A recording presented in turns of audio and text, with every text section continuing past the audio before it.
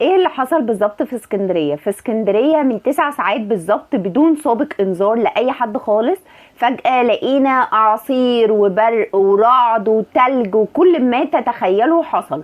الفكره ان الموضوع ده حصل فجاه وبسرعه، وكمان الموضوع كان شبه بالظبط عاصفه رعديه، وكل حاجه تتخيلها حصلت، وكل ده بدون اي انذارات خالص ولا اي حاجه.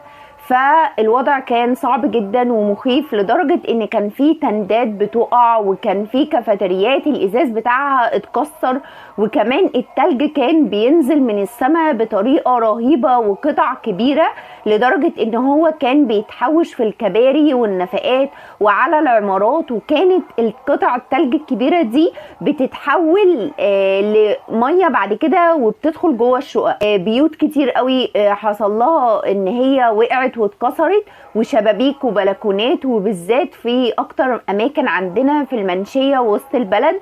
الاماكن دي حصل فيها بجد اصابات كتيرة قوي، العربيات كتير قوي اتكسرت هناك، المية كانت غرقت عربيات كتير، عمارات كتير البلكونات والشبابيك بتاعتها وقعت.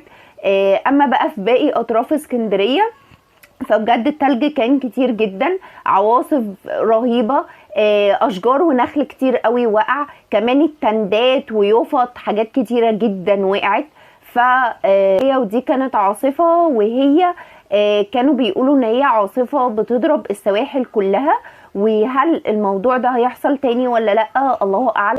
الوضع كان بجد مخيف جدا، فربنا يسترها علينا جميعا يا رب. وده كان الوضع باختصار في اسكندريه. اشوفكم في فيديو تاني باذن الله. باي باي.